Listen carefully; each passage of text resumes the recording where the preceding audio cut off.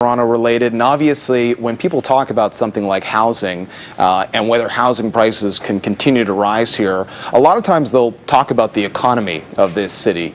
We certainly had that conversation recently here with Gord Nixon, who used to run RBC, and all the different industries that have a very relevant presence here, whether it's the financial services industry, whether it's the film business.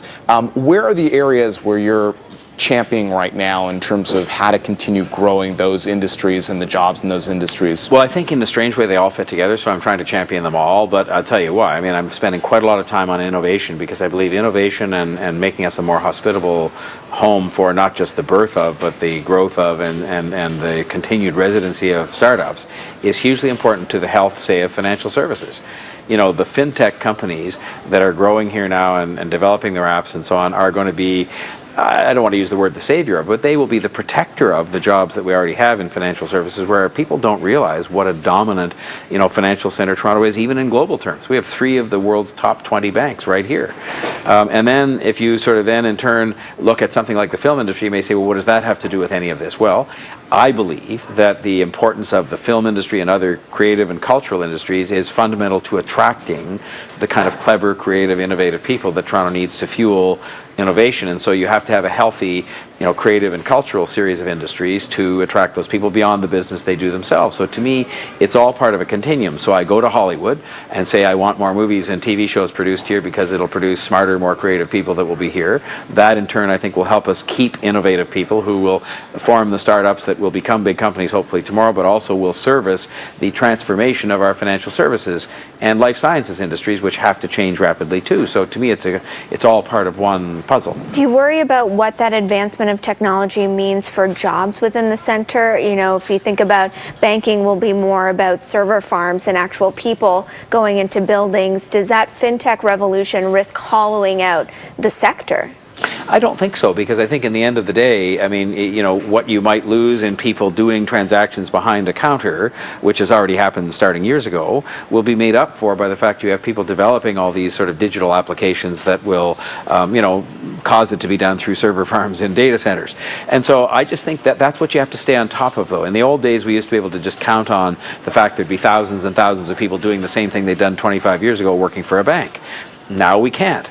We have to sort of be looking ahead and sort of seeing what these evolutions are and making sure we stay ahead of them, which is why it's so important we have the innovative people that are being pumped out in huge numbers by our colleges and universities. Thank God, by the way. It's a huge advantage. When I travel, people look at what we're doing in Canada, and especially here in Toronto with regard to post-secondary education and the talented pool we have here, and say, wow. And they also say, wow, when it comes to the diversity of that talent base. So you have people here from every country in the world that can speak every language, do business with people in every country in the world, and it's a fabulous advantage we have. They also talk a lot about Waterloo, and I hear from a lot of Waterloo executives who say it is such a pain to get from Waterloo to Toronto, Toronto to Waterloo. I think Google has a bus that they bring people out, and it could take an hour to 4 hours. I mean, that's got to be a huge impediment. It's not satisfactory, and we have all registered with the provincial government, who have announced some improvements to the commuter trains. We call them GO trains here in Ontario, as you know, and they've announced some improvements to that, but in the end, the solution, quote unquote, is really going to come from some kind of a much higher speed train.